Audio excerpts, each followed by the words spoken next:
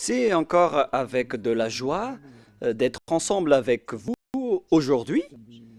Nous sommes arrivés au moment d'être ensemble dans cet enseignement qui porte le numéro 14. Et aujourd'hui, nous allons bien écouter un enseignement, une explication concernant le Père Yahva, ce que les gens pensent de lui, ainsi que les paroles de la vérité concernant Yahushua, ainsi que le détournement des gens par les gens de cette vérité qui a causé un grand danger sur votre chemin et sur la planète Terre, bien évidemment.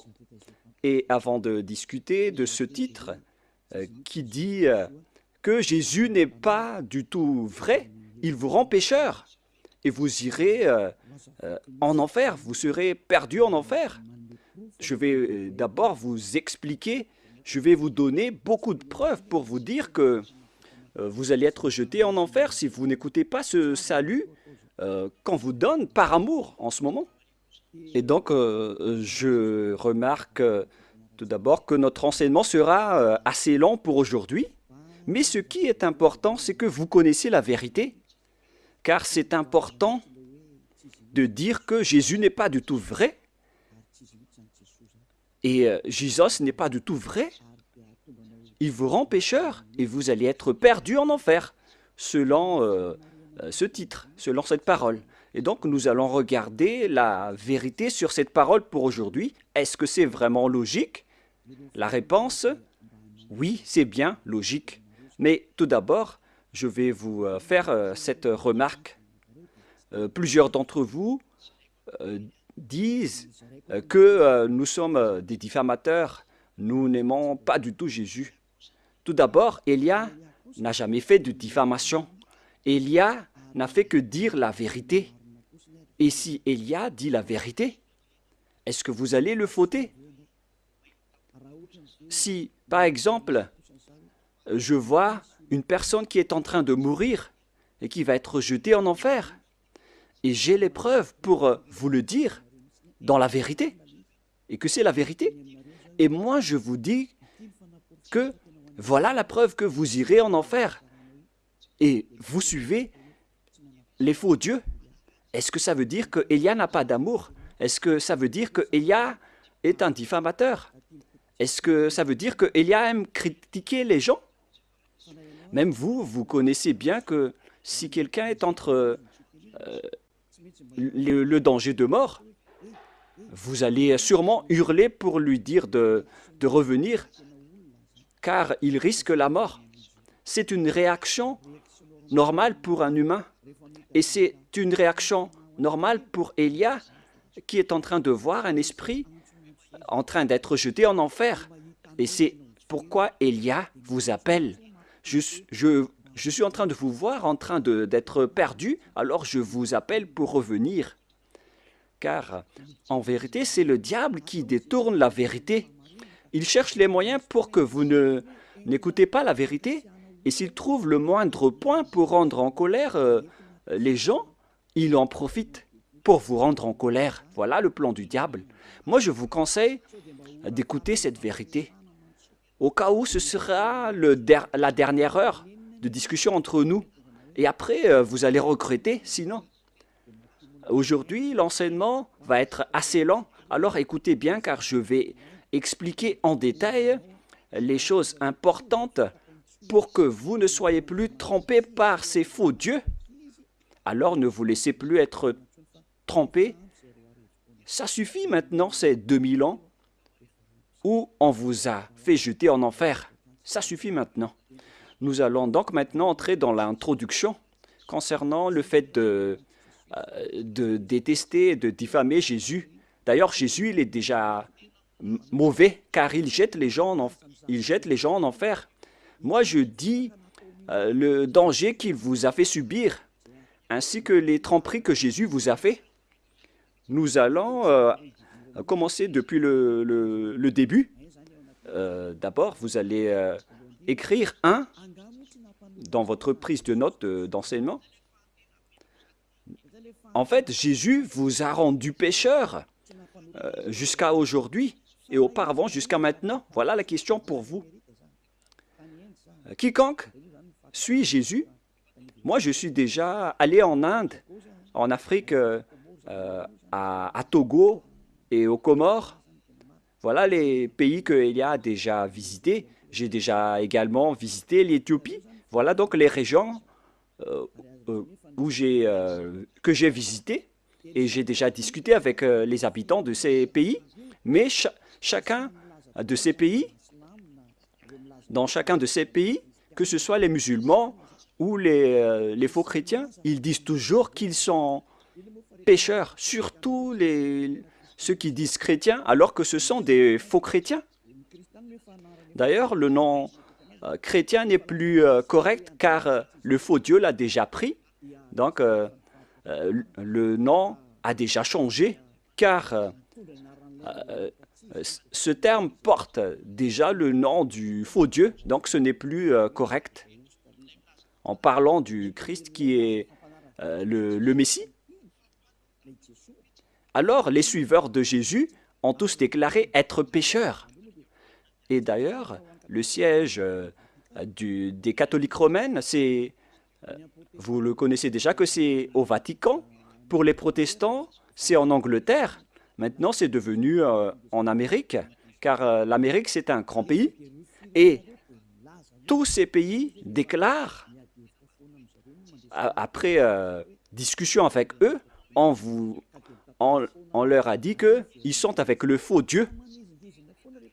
Il faut revenir vers l'original, mais les Américains ainsi que leurs troupes, ils exigent toujours que ceux qui suivent Jésus, pour eux, car sur terre, on doit trébucher et sous le ciel, on doit être trempé. Donc, tous les propos des habitants sur cette planète Terre, ils déclarent tous que tout le monde est pécheur, alors que selon la Sainte Écriture, Dieu n'écoute pas les pécheurs. C'est dans Ésaïe 59, 1, 2. Nous allons le lire ensemble. Ésaïe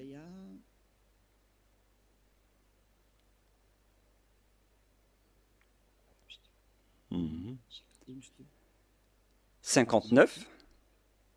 Ésaïe 59, 1, 2. Voilà. Ésaïe 59, 1 et 2. Vous pouvez suivre à travers l'écran. Non, la main de Yahva n'est pas trop courte pour sauver, ni son oreille dure pour entendre. Mais ce sont vos crimes qui mettent une séparation entre vous et votre Dieu, et ce sont vos péchés qui vous cachent sa face et l'empêchent de vous écouter. Selon donc la Sainte Écriture, il est directement dit que Dieu n'écoute pas les pécheurs. Même les prophètes l'ont déjà dit, que le Dieu d'Abraham n'écoute jamais et ne veut jamais écouter les pécheurs. Le Dieu d'Abraham déclare bien qu'il n'écoute pas les pécheurs. La question qu'on vous pose, pour vous qui m'écoutez, qui vous a écouté pour vous qui croyez être des fidèles ou des croyants alors que vous êtes toujours pécheurs? Qui vous a écouté? Vous voyez maintenant le grand danger pour votre esprit après votre mort. Et moi, je ne suis pas là pour sauver votre chair. Votre chair, votre chair, il n'y a pas de problème avec lui car après la mort, elle va redevenir poussière. Mais si Élia vous parle, c'est pour sauver votre esprit, pour être en vie éternellement. Et si vous voulez sauver quelque chose, ne sauvez jamais votre chair qui va redevenir poussière, sans solution, car elle est déjà condamnée à mort.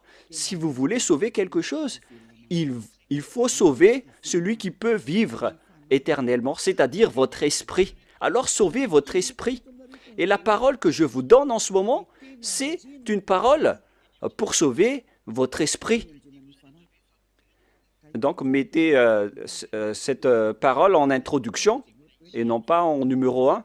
Mettez en introduction d'abord, car je vais vous expliquer en 1, 2, 3, 4 parties après. Il faut noter que c'est une introduction d'abord. Alors, ici, la parole est bien claire en disant que les malfaiteurs ainsi que les pécheurs, Dieu ne les écoute jamais. Cette parole est confirmée dans le prochain livre, Dans 1 Jean, c'est dans 1 Jean, nous allons voir pour la gloire de mon cher Père Yava et de mon cher Yahushua, c'est dans 1 Jean, chapitre 3, versets 5 et 6. Vous pouvez directement afficher, même si l'écriture est un peu petite. Or, vous le savez, il a paru pour ôter les péchés, et il n'y a point en lui de péché. Quiconque demeure en lui ne pêche point. Quiconque pêche ne l'a pas vu et ne l'a pas connu. Ici donc, la parole de Dieu précise bien que quiconque pêche n'a jamais vu ce Dieu et ne l'a jamais connu. Vous ne l'avez jamais vu et vous ne l'avez jamais connu. Vous voyez bien que c'est un grand danger. Alors que Jésus ou Jesus, il vous a toujours enseigné que tous ceux qui sont avec lui sont pécheurs et ne sont jamais ôtés de vos péchés. Et d'ailleurs, il vous a encouragé en disant que Dieu vous comprenne en tant que Dieu. À quel moment Dieu comprend les pécheurs? Ici, il dit bien que quiconque pêche ne l'a pas vu et ne l'a pas connu. C'est-à-dire que c'est un grand danger. Un grand danger. Vous devez hurler en disant que votre chemin est en danger. Voilà, Élia, il a vu le danger, il vous appelle pour revenir rapidement car vous faites fausse route. Vous allez être tué par les diables en enfer. Et dans le verset 8, il y a encore pire. Voilà ce qui est plus grave. Écoutez bien, verset 8, 1 Jean 3, 8. Celui qui pêche est du diable, car le diable pêche dès le commencement. Vous voyez ainsi, les pécheurs, selon la Sainte Écriture juive, ils viennent du diable. Qui est alors le Dieu que vous avez adoré et qui vous a rendu pécheur? Voilà le danger pour vous. Vous devez être conscient. Vous qui êtes toujours pécheur, et vous insistez toujours à rester pécheur. Vous pleurez d'être des pécheurs non méritants. Vous cherchez toujours les moyens à rester grand pécheur, selon vos propos. Alors que la parole dit ici que ces genres de personnes viennent du diable. Alors pourquoi pas Élia ne va pas se lever pour vous dire, en voyant ce grand danger, que Jésus ou Jesus vous fait subir? Pourquoi Élia ne va pas parler? Est-ce que Élia sera fautif en vous disant d'écouter cette parole? Car vous êtes sur le point de mourir. Et je vous ai donné la preuve. Est-ce que Élia serait fautif? Si vous étiez à ma place, vous auriez dû hurler comme moi, en disant « Hé, ne faites pas ça, revenez vite !» Et comment vous dites que si je dis ça, je diffame et je n'ai pas d'amour? Comment vous osez classer ce genre de personne en une personne qui provoque la guerre? Non, non, non. Élia voit le danger pour une personne. Et si cette personne est toujours consciente, il faut toujours la sauver. Mais si elle n'est plus consciente, tant pis pour elle. Le rôle de Élia, c'est d'enseigner et de vous conseiller. Mais si vous choisissez de faire le plongeon en enfer, alors continuez votre chemin. Ça ne regarde que vous. On ne rentre plus en détail. Mais il y a encore beaucoup de gens qui cherchent le salut, y compris vous qui me regardez en ce moment. Plusieurs gens cherchent le salut et je vous souhaite d'être parmi ces personnes. C'est pourquoi je me tiens debout pour chercher les gens qui cherchent le salut, car on ne sait jamais. Peut-être, parfois et souvent, ce sont des gens qu'on ne pense pas du tout qui cherchent le salut. Alors, Élia vous conseille, ne mettez plus dans la tête que Élia est un diffamateur ou Élia fait ceci ou cela. Enlevez-vous cette mentalité du diable qui vous a fait boucher les oreilles pour que vous n'écoutez jamais la vérité. Une fois que Élia est là pour vous sauver, c'est Élia qui est arrivé parmi vous, ce que tout le monde entier a tant attendu, en disant que Élie va arriver. On parle de Élia, celui que vous voyez en ce moment.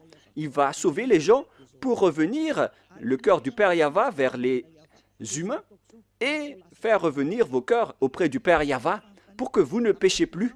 La question se pose, si je détiens le pouvoir pour que vous ne péchiez plus, quelle est ma faute? Répondez-moi. Quelle est la faute d'Élia à ce sujet? C'est le diable qui doit être en colère contre Élia. Ça, c'est logique. Si les diables sont en colère, ça c'est logique, car Élia sauve les gens pour qu'ils ne sont plus pécheurs. Mais si c'est un humain comme vous qui est en colère, alors sachez que vous avez pris la place du diable. Alors ne faites pas ça. Ça ne vous apporte pas du bien. Pourquoi vous allez haïr la personne qui cherche à vous sauver? Il faut garder le silence si vous ne voulez pas et laisser les autres être sauvés. Si vous ne voulez pas être sauvé, tant pis pour vous, mais moi je vous le déconseille de le faire, hein, car c'est mal. C'est le diable qui a des points avec le péché, mais vous n'avez rien. Alors ne donnez plus des points au diable, sauvez votre esprit pour qu'il se retourne vers son Créateur, c'est-à-dire le Père Yahweh et mon cher Yahushua. C'est l'objet de cet enseignement, en vous disant que Dieu n'écoute pas les pécheurs. Et je précise bien la parole du vrai Fils de Dieu. Il s'appelle Yahushua. Voilà l'enseignement d'aujourd'hui qui sera assez lent. Moi, je vous préviens déjà, on va passer plus de 2 heures. Alors suivez bien, ne dormez pas avant, ne critiquez pas et réfléchissez bien. Et vous allez voir que c'est vraiment de l'amour que Élia vous donne. C'est du salut, de la preuve d'amour pour vous les humains qu'il existe un être qui cherche à vous sauver. Voilà Élia, il cherche à vous sauver. Je cherche tous les moyens pour vous sauver, pour que vous seriez délivrés des chaînes de ces diables qui iront en enfer. Vous allez être déchaînés de leurs mains pour que vous buvez la joie illimitée et sans cesse.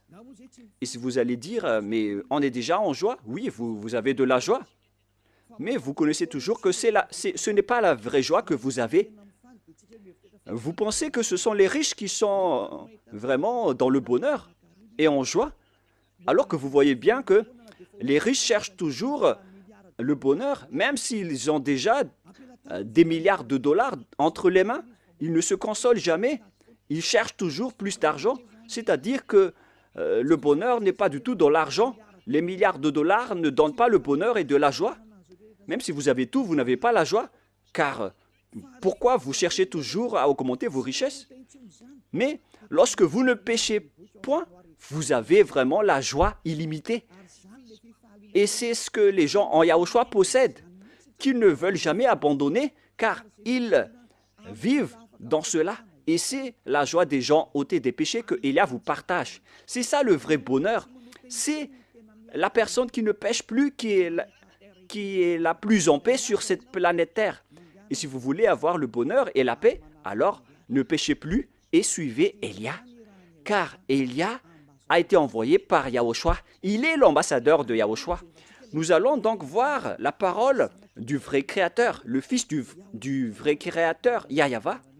Et le nom de son Fils, c'est Yahushua. Je vais encore vous les expliquer, le nom du Père Yahweh et Yahushua. Mais nous sommes encore dans l'introduction, même si c'est assez lent. On doit partir de là pour tout voir. On va voir donc la parole du Fils du vrai Créateur. Et le nom de son Fils, c'est Yahushua. C'est dans Jean chapitre 5, à partir du verset 14, si je ne me trompe pas. Jean 5, 14. Depuis, Yahushua le trouva dans le temple et lui dit, « Voici, tu as été guéri, ne pêche plus, de peur qu'il ne t'arrive quelque chose de pire. » Lorsque vous êtes bien avec ce vrai Dieu, alors répétez cette parole. « Ne péchez plus, car tu as été guéri déjà. Et si tu commets encore des péchés, le pire va t'arriver. » Cette parole est bien claire. Donc, quiconque pêche et qui revient toujours dans le péché, le pire va lui arriver. Et regardez dans votre propre vie, qui devient de plus en plus mal. Même les riches, ils ont toujours une mauvaise vie. Et plus leur richesse augmente, plus leur folie et leur mauvaise pratique augmentent. Car c'est l'argent qui est la source du mal. Et tous ceux qui cherchent activement l'argent vont sombrer dans la grande tristesse, alors que les faux dieux n'ont rien à faire, à part le miracle, les prodiges et les bénédictions. Et si vous allez dire, donc vous n'avez pas besoin d'argent? Non, je n'ai pas dit ça, mais il ne faut plus avoir ce genre de mentalité. Ce Dieu a dit qu'il faut que vous vous consolez de ce que vous avez entre les mains. Ne creusez pas toujours avec votre tête, car au final, vous allez faire autre chose, jusqu'à faire des trafics humains, des trafics d'argent, des trafics d'organes, des kidnappings, des escroqueries, car vous cherchez toujours de l'argent et ça, vous allez terminer ainsi. L'argent, c'est la source de tout le mal. Il faut se consoler de ce que vous avez. Voilà la meilleure situation. Cette parole dit qu'il ne faut plus jamais pécher. Tu as été guéri, ne pêche plus, de peur qu'il ne t'arrive quelque chose de pire. Mais regardez votre propre chemin. Vous qui dites que vous avez été guéri par Jésus, vous avez eu ces bénédictions. Où est-ce que vous êtes allé? Est-ce que vous êtes déjà ôté des péchés? Alors que le Fils de Dieu, le vrai Fils de Dieu, a dit qu'il ne faut plus jamais pécher. Mais Jésus ou Jesus n'a jamais réussi à faire cela. Il faut juger juste. Est-ce qu'il a réussi à faire cela ou pas? Et vous allez tous dire, y compris vos religieux pasteurs et prêtres, ils ont toujours déclaré dans l'émission de la télévision de Yahushua qu'aucune personne ne peut être ôtée de ses péchés. Voilà, lorsque vous adorez Jésus ou Jesus, alors que la Sainte Écriture dit qu'il ne faut plus jamais pécher. Vous voyez la contradiction? C'est la preuve que Jésus n'est pas du tout vrai. Il vous rend pécheur et il vous jette en enfer. Élia vous dit aujourd'hui de quitter ce faux Dieu. Je vous attire, vous tous qui êtes conscients, ne mettez plus les pieds dans leurs églises. Ce n'est plus correct, mais si vous voulez tuer votre âme en enfer, alors continuez ainsi. Car le péché vient du diable et le diable habite en enfer. Moi, j'ai été envoyé pour vous ramener au ciel des cieux et c'est normal que je vous dis de ne plus aller avec ces faux dieux. Et les gens que Élia appelle, ce sont les gens qui veulent être sauvés. Si vous ne voulez pas être sauvés, alors ne suivez pas mes paroles. Mais les gens qui veulent être sauvés, ils écoutent la parole de Élia et il dit, mais comment réfléchir à cette parole qui dit qu'il ne faut plus pécher alors que j'étais toujours pécheur? La comparaison oblige. L'autre dit qu'il faut pécher et l'autre dit qu'il ne faut plus pécher. La logique, c'est de suivre celui qui ne pêche plus. Voilà la vérité. Automatiquement, la décision, c'est de vous rapprocher de celui qui ne pêche plus. Et celui qui a porté cette parole, c'était seulement Élia sur votre planète Terre. Et on m'a persécuté pendant 40 ans, pendant que j'ai fait les œuvres de Yahushua à ce sujet. On m'a persécuté. C'est pour vous dire que Élia est venu par amour, mais ce sont les diables qui le détestent et qui vous rendent en colère. Alors ne vous laissez plus être provoqué. Écoutez la vraie parole maintenant. Écoutez la parole de Élia. Élia est arrivé pour vous sauver, pour vous donner la joie éternelle, pour que vous reveniez vers votre vrai Créateur qui s'appelle Yahushua. Et je vais encore ajouter une autre parole, car cette parole a été répétée 2 fois et non pas seulement une fois. Selon Jean, chapitre 8, Jean, chapitre 8, à partir du verset 11, nous allons lire ensemble.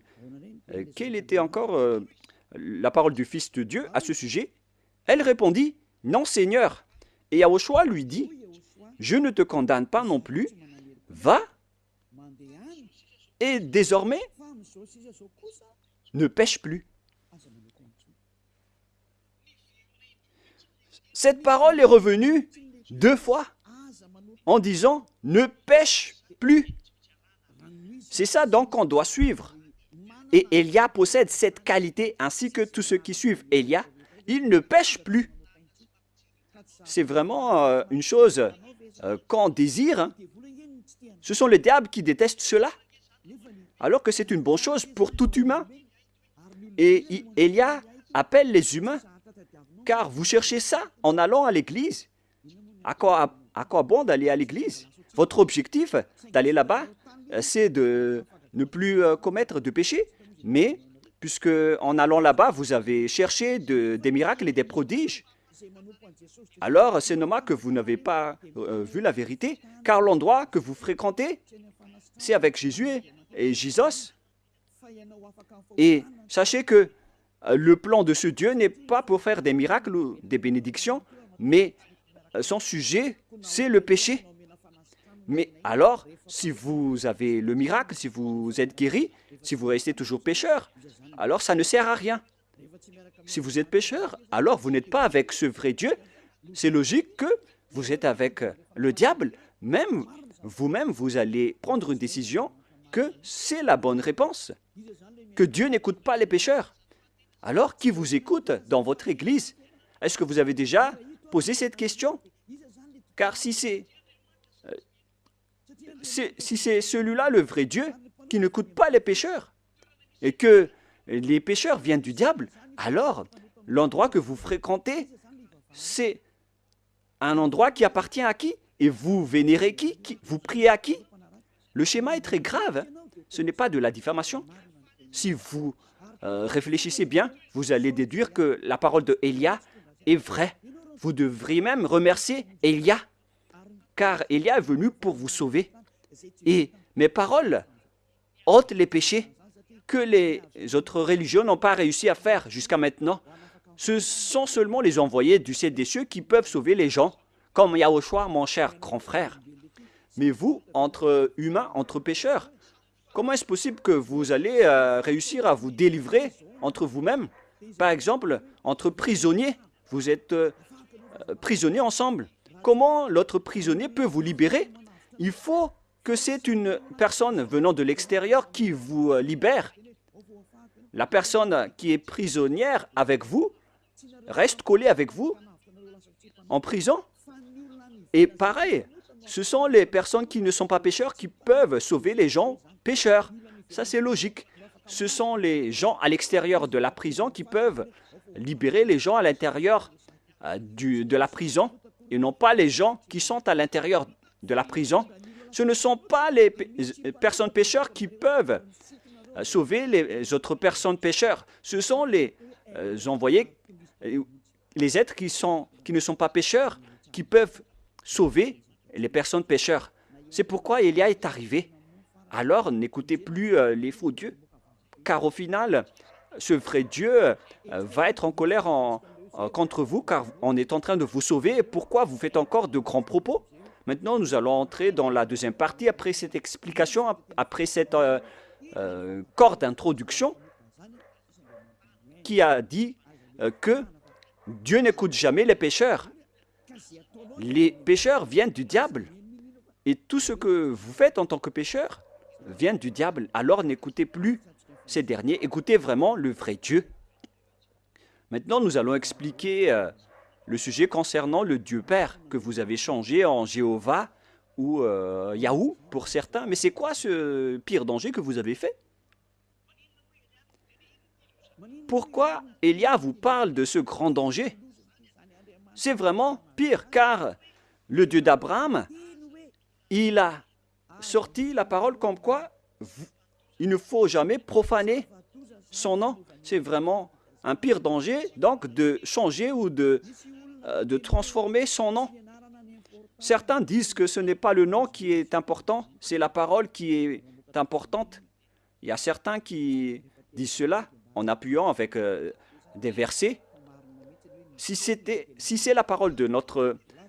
sachez que la parole de notre Père est incontestable.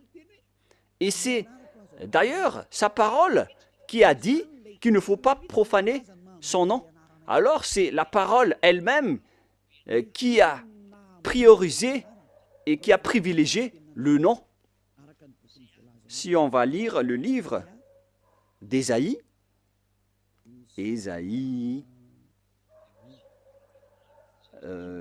c'est dans le chapitre 48, 11, si je ne me trompe pas. Ah, où elle est passée? Voilà. Ésaïe 48, 11. Voilà la parole. Ésaïe 48, 11. Pour répondre aux gens qui ont dit que Le nom n'est pas important, c'est la parole qui est importante. Nous allons entrer dans tous ces sujets avec le sujet des 10 commandements, le sujet de Yahushua. Les gens aussi parlent de Élia. C'est pourquoi on va parler de tous ces sujets. C'est pourquoi notre enseignement va être long. On va passer plus de 2 heures, même en 3 heures. Et si vous allez dire, pourquoi on ne va pas écouter jusqu'à cette durée? Mais wow, les esprits qui ont soif d'être sauvés, ils écoutent la parole de Élia. C'est vraiment merveilleux d'écouter la parole de Élia. Et vous allez voir que c'est vraiment de la joie de voir Élia, car Élia va emmener des gens pour être sauvés au ciel des cieux. Cet objectif est vraiment magnifique. Le fait de vous emmener au ciel des cieux et de vous enlever de la chaîne des diables, ainsi que des péchés, car ni les prêtres ni les pasteurs n'ont pas réussi à ôter les gens de leurs péchés. C'est Élia seulement qui a réussi à le faire. Et tous ceux qui sont avec Élia sont vraiment et complètement libérés, car Élia a vraiment été envoyé par le Dieu d'Abraham, qui s'appelle Yahava. On revient à la parole. C'est par l'amour de moi, pour l'amour de moi, je veux agir. Car comment mon nom serait-il profané? Vous voyez que le nom est important. Il ne faut pas profaner son nom. Alors il faut restituer son nom. Je ne donnerai pas ma gloire aux autres. Donc si vous avez changé son nom en Jéhovah ou Allah par exemple, déjà son nom a été changé. Donc vous êtes en train de donner gloire aux autres dieux, que ce soit Jéhovah ou Allah. Voilà donc le nom des dieux des autres. Alors qu'il dit bien que il ne faut pas profaner mon nom et je ne donnerai pas ma gloire aux autres. Il faut alors restituer son vrai nom. Il s'agit de sa parole. Mais les religieux étranges, bizarres, ont dit que ce n'est pas le nom qui est important, c'est la parole qui est importante. Alors que ici, c'est la parole elle-même qui précise que le nom est important pour le Dieu d'Abraham. Il ne faut pas toucher à mon nom, les gens, selon le Père Yahva. Mais si vous voulez me déclarer la guerre, alors faites-le. Il dit ici qu'il ne faut pas profaner mon nom. Hélas, on a profané mon nom. Et tous ceux qui changent le Père Yahva le rend en colère. Si vous voulez le rendre en colère, alors changez son nom. Si vous ne voulez pas lui donner gloire, alors changez son nom. Et il va être en guerre contre vous, car déjà, Élia vous enseigne déjà la vérité. La loi que nous voyons ici est claire. Il ne faut jamais changer son nom. Dieu est vraiment exigeant avec son nom. Il ne faut pas profaner son nom. Lorsque vous changez son nom, c'est-à-dire qu'en même temps, vous profanez son nom en changeant en nom d'autres dieux et vous donnez sa gloire aux autres. Au lieu d'appeler Yahava, vous avez appelé Jéhovah ou Allah. Ce n'est pas du tout correct. Je vais vous donner la preuve. Pour vous qui dites que, pourquoi vous dites que notre Dieu est faux? Qui est le vrai Dieu selon vous?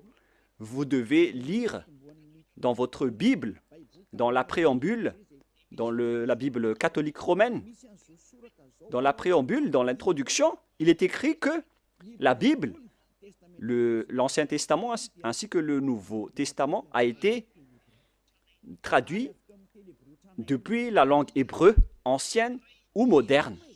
C'est-à-dire que si vous voulez regarder la Sainte Écriture, il faut regarder à travers dans la langue ancienne hébreu ou juif.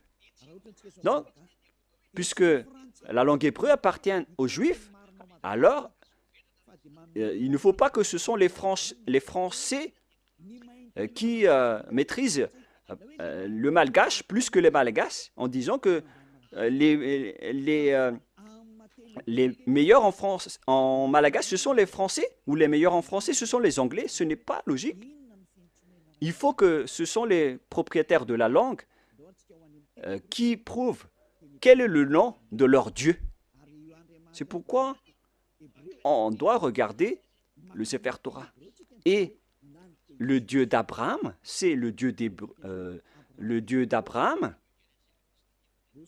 est donc le Dieu d'Hébreu, car Abraham est un Hébreu. Nous allons d'ailleurs rechercher ce verset. Voilà. C'est dans Genèse 14, 13. Vous pouvez directement afficher. Genèse 14, 13. Un fuyard vint l'annoncer. Genèse 14, 13. Un fuyard vient l'annoncer à Abraham, l'Hébreu, celui qui habitait parmi la chaîne de Mamré, l'Amorin, frère d'Escol et frère d'Aner. On voit bien ici que Abraham est hébreu. Donc, si vous voulez voir le nom du Dieu d'Abraham, il faut donc revenir vers la langue hébreu ou la langue juive.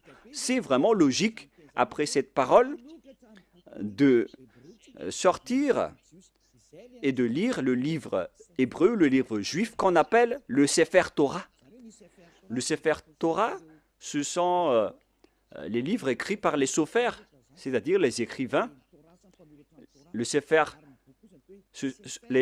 ce sont les écrivains de la Torah. C'est pourquoi on appelle le livre Sefer Torah. Le Sefer Torah parle donc, dans la langue juive, le nom de ce Dieu. Et Élia possède le Sefer Torah.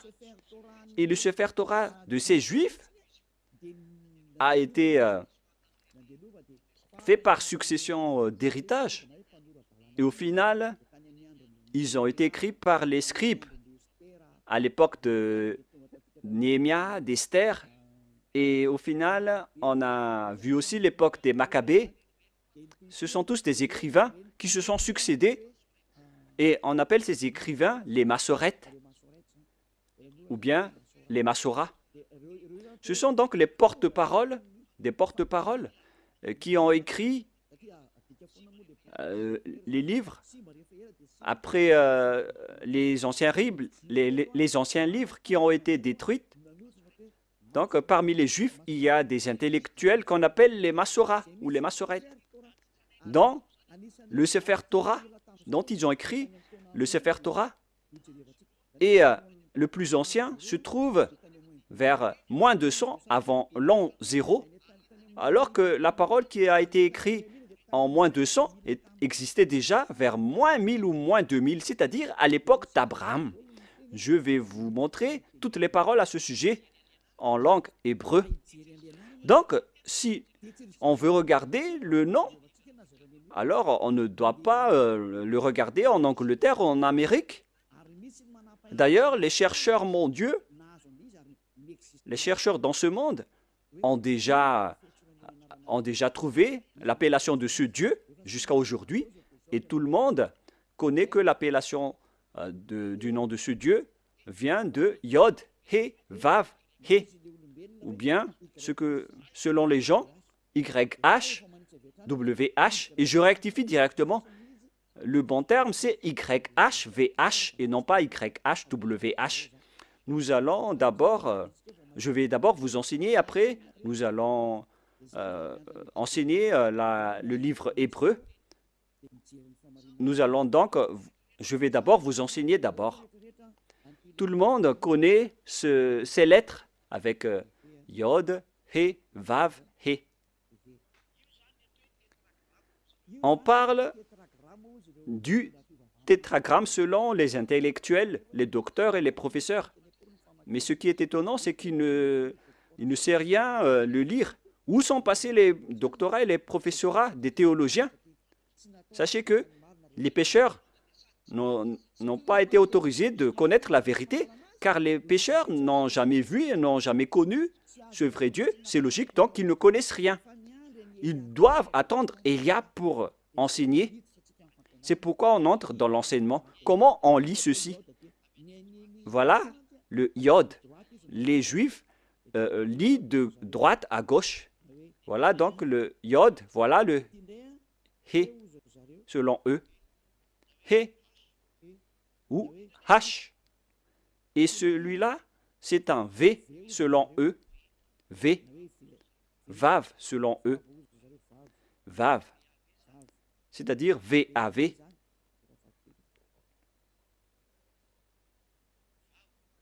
Vav. Et voilà le He qu'on a déjà vu, ou H. c'est ce qui donne le mot. Et si on va lire de droite à gauche, et moi je vais répéter maintenant, Yod, He, Vav, He. Comment on lit ceci? Et certains disent, comment on lit ceci? Voilà la question. Et les gens disent qu'on ne peut pas le lire, personne ne peut le lire. Non, non, non, il y a vraiment une appellation correcte à ce sujet. Il a dit que quiconque appelle le nom de Yahva sera sauvé. C'est dans le livre de Joël, si je ne me trompe pas. Celui qui appelle le nom de Yahva sera sauvé. Alors il faut appeler ce nom. C'est ce que ça veut dire. Nous allons voir cette parole, car moi je vous donne toujours les preuves. Nous allons devoir rechercher un peu.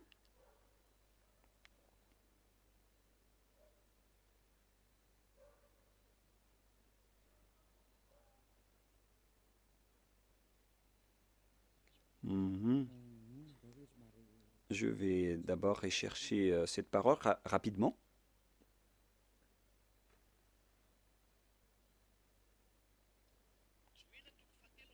Joël chapitre 2, verset 32. Vous pouvez déjà afficher. Joël 2, 32.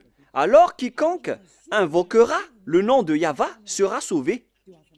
Donc, il faut appeler ce nom. Cette parole est claire. Quiconque invoque son nom sera sauvé. Et pour certains ceux qui disent que personne ne peut appeler son nom, c'est faux. Vous voyez la contradiction avec la parole? Ils ont caché la vérité et ils ont caché le nom pour que les gens appellent toujours Jéhovah ou Allah, pour qu'ils n'appellent jamais le vrai Dieu. Voilà le plan du diable pour détruire les gens. Vous méritez d'être sauvés et accepter d'être sauvés. Vous voyez maintenant que ils contredisent toute la vérité. Alors que pourquoi vous appelez Allah ou Jéhovah? C'est-à-dire qu'on peut invoquer le nom de Dieu. Et voilà la vérité. On peut invoquer le nom de Dieu, mais puisque vous avez changé le nom original, donc c'est normal que vous êtes resté dans le péché. C'est normal aussi que Élia est revenu pour faire revenir le nom original.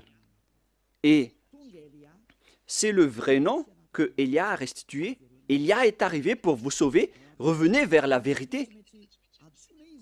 Nous voyons donc qu'on doit l'invoquer. Et, excusez-moi, Élia n'a pas besoin de le chercher. Il connaît le nom de son père qui a envoyé Élia. Je connais celui qui m'a envoyé. Je connais son nom. Je n'ai pas besoin de chercher son nom, car je connais le nom de celui qui m'a envoyé. Mais là, je suis en train de vous donner la preuve dans votre livre. Le prophète Moshe l'a déjà écrit, et je vais donc vous le donner. Nous voyons ici maintenant, nous allons voir maintenant le livre hébreu, le livre juif, qu'on appelle le Sefer Torah. J'espère que l'image sera assez grande pour bien vous montrer. Voilà le Sefer Torah, écrit par les Massorètes ou les Massoras. Voilà. Au coin, on voit le terme hébreu massorétique texte.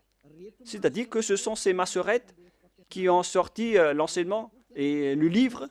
Ce sont des intellectuels, ce sont des coordonnateurs, y compris Ezra, Néhémia, vers l'ancienne époque, vers moins 400. Et après, ils ont été succédés par les autres. On parle de date approximative. Ce n'est pas précisé. Et après, il y avait aussi les écrivains qu'on appelait les Maccabées. Mais la parole que je vais vous donner, ce sont la parole des Massorètes que nous allons lire dans Exode ou Shemot en hébreu. Shemot chapitre 15, verset 2. Voilà, nous avons la version française. Et l'hébreu va sortir après. Shemot chapitre 15, verset 2 et 3. Pour vous qui possédez le livre hébreu ou la livre hébreu, vous pouvez lire ceci, celle-ci. Exode 15, 2 et 3. Voilà la langue hébreu qu'on voit ici. Nous allons un peu traîner dans cette partie, mais ce n'est pas grave car c'est le bon départ. Et voilà le rôle de Élia. Il va restituer le nom avec cette base. Voilà donc l'écriture en griffe, en violet. Voilà. Avziv, Vzimrat, Ya. Voilà donc la translittération en jaune. Avziv, Vzimrat, Ya, Valim, Ishwa, Vajim, Valveu, Varum, Menu. Voilà la lecture en langue hébreu. Pour vous qui lisez en hébreu, la traduction est à côté. Je répète bien. Aziv, Vzimrat, Ya, Valish, Lin, Yash, Elu, El, Avi, Varum, Enu. Voilà donc la lecture en hébreu. Et nous voyons l'expression Ya. Voilà le nom du Dieu hébreu. Ya. Le voilà. Et nous allons voir la lecture selon eux. On l'appelle, on le prononce Ya. Y-A-H. Voilà, si vous voulez bien regarder. On le prononce Y-A-H. On va l'agrandir un peu. Je vais cliquer et ça donne Ya. Yod, He. On le prononce Ya. C'est pourquoi, lorsque nous sommes revenus vers l'original, vous voyez bien que Yod et He se prononcent Ya. Et nous allons revenir vers l'original pour dire Avzi, Vzimrat, Ya. Voilà. Et si on le lit, il y a la version anglaise qui dit que c'est Ya qui est ma force et le sujet de mes louanges. C'est lui qui m'a sauvé. C'est lui donc qui m'a sauvé. Pour ceux qui connaissent l'anglais, ce n'est pas grave. Je vais le traduire à mon niveau, mais ce n'est pas loin. Mais ce qu'on voit ici, c'est que la bonne prononciation de Yod et He, c'est Ya. Souvenez-vous bien de cela. Lorsque vous voyez les formes Yod et He, comme ici au milieu, et je vais cliquer, et il va sortir ici. Lorsque nous voyons la forme Yod et He, que je vais d'ailleurs capturer en photo pour qu'on les enseigne en particulier, puisqu'on va continuer à traîner un peu dans cette partie. Donc, voilà, je peux bien vous expliquer. Voilà. Et lorsque si nous allons prendre cette image, voilà le Yod et voilà le He. Le voilà. Voilà le Yod ou Y. On va écrire en rouge Y. Et voilà le He. Ou bien le H. C'est le H. Lorsqu'on a rassemblé la prononciation de Yod et He, ça donne I, A, H ou Ya. C'est-à-dire, lorsqu'on lit, ça donne le mot et l'écriture Ya. Oh, c'est devenu trop rouge. Ya. Voilà. Et c'est Ya qui est devenu la bonne prononciation au final. Donc, souvenez-vous bien que lorsque vous voyez les formes Yod et He, alors la prononciation c'est Ya. Il ne faut plus chercher loin. On le lit directement Ya. Et comment on lit maintenant le Yod, He, Vav, He? Comment on prononce ce mot? On va le faire petit à petit. Nous allons entrer maintenant dans la leçon suivante. Yod. Où elle est passée déjà? on doit regarder à la fin. Voilà. Nous allons revenir un peu avec la parole. Ah, ça a un peu bugué.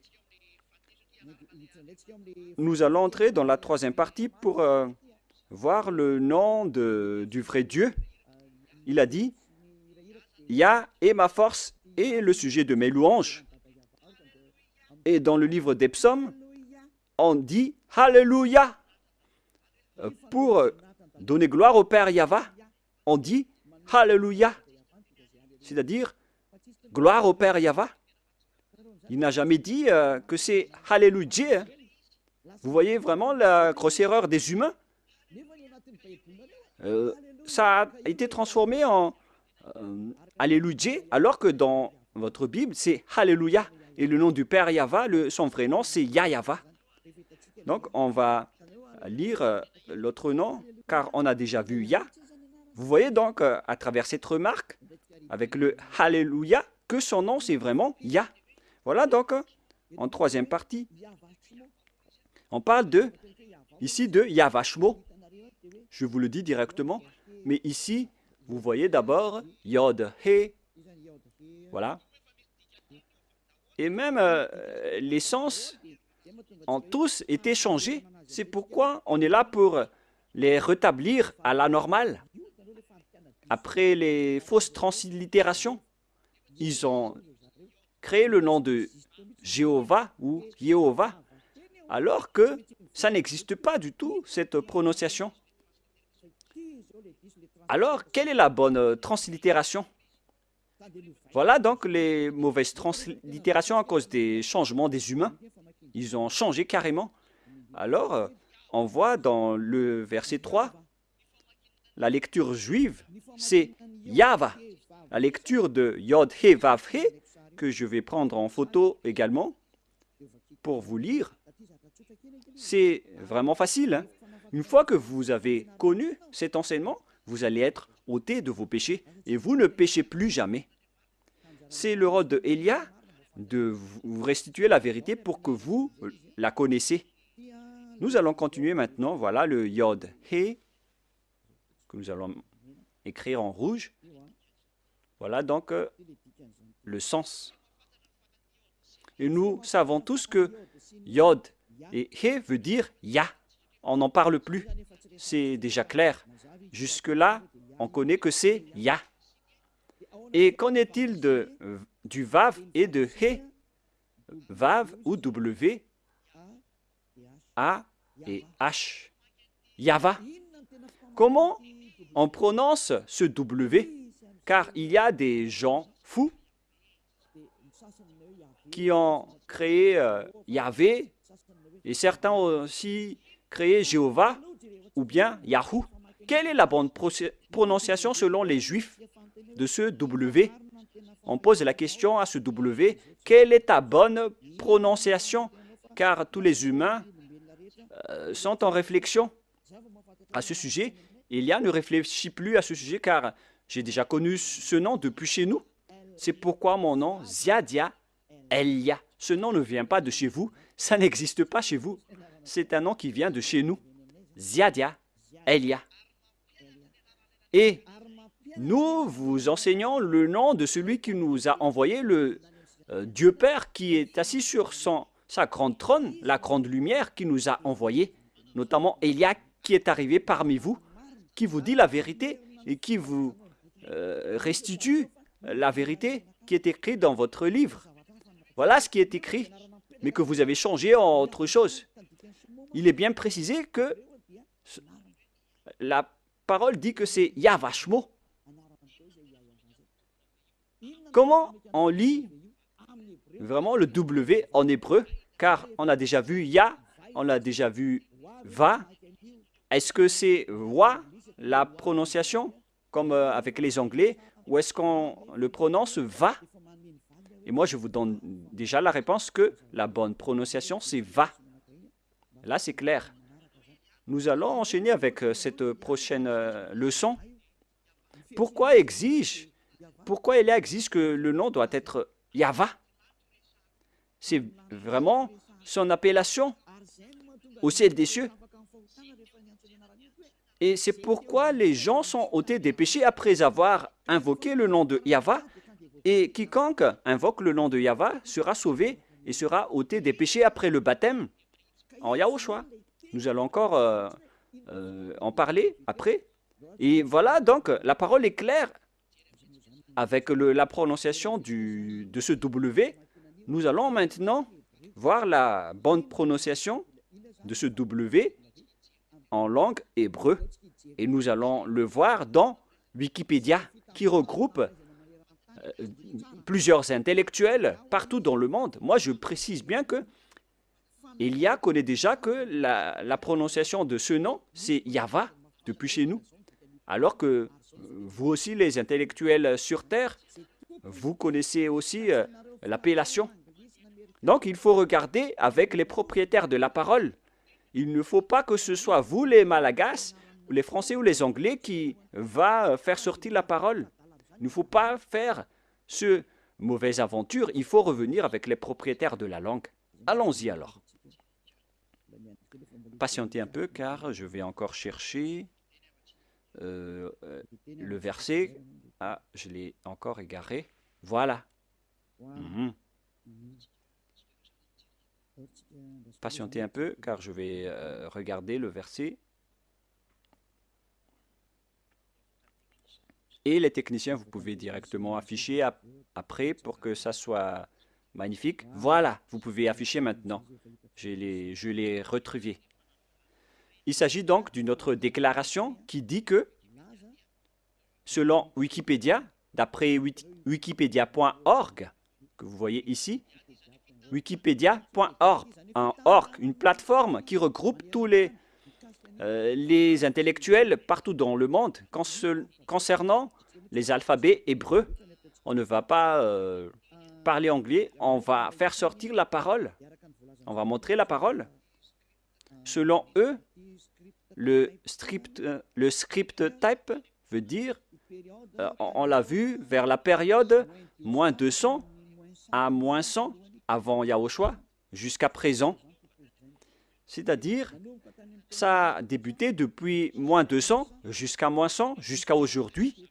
C'est-à-dire que c'est parti de l'ancienne époque. Si je ne me trompe pas, où elle est passée déjà? C'était vers le 10th century. C'était il y a bien longtemps.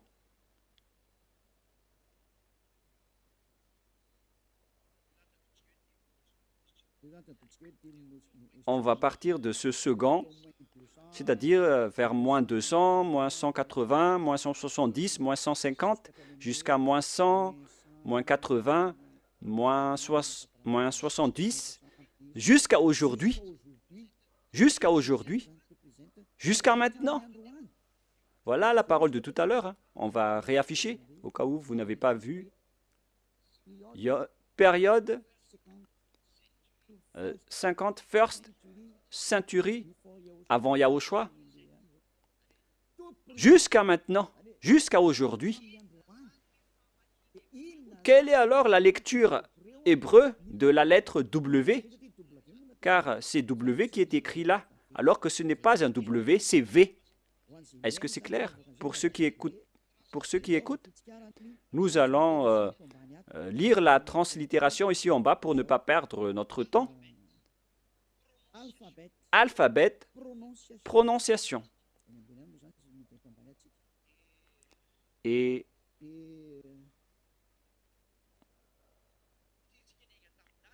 puisque nous sommes partis des dates jusqu'à aujourd'hui, comment garder l'appellation, la prononciation de la lettre W jusqu'à aujourd'hui? Si ça existait déjà depuis moins 200 et depuis l'ancienne époque, comme je vous ai déjà dit, avec l'époque de Néhémia, de Ezra, vers moins 300, moins 400. Et pourquoi vous qui êtes récent et récemment arrivé, pourquoi vous dites qu'on va le changer ainsi?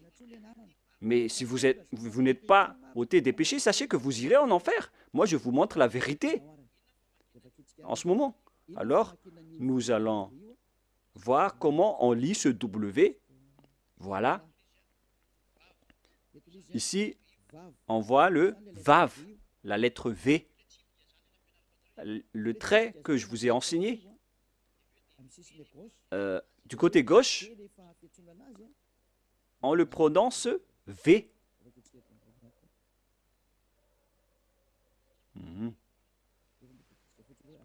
Nous allons lire jusqu'à la fin pour avoir le bon expression. I. Et voilà le Vav, V-A-V. Je peux bouger maintenant. Je peux le bouger. On voit que c'est le Vav, comme si vous fermez la bouche. Vav. Comment on lit ceci? V comme vogue, c'est-à-dire V comme comment on prononce vogue. Donc, la forme Vav, on la prononce vraiment en V comme vogue. Voilà donc la prononciation. Dans ce coin, on voit les prononciations. Et on voit ici que la prononciation de Vav, que ce soit en hébreu ancien ou moderne, la propriétaire de la langue ont tous précisé qu'on le prononce V. Alors ne faites pas de mauvaises aventures en disant que c'est Yahou qui est le nom du Dieu Père. C'est le diable qui a dit cela. Et d'ailleurs, vous n'êtes pas ôté de vos péchés. Vous transgressez la loi. Et si on a vu que V comme vogue se lit V, alors le Vav veut dire V. Et si certains vont dire que ça peut changer en autre chose,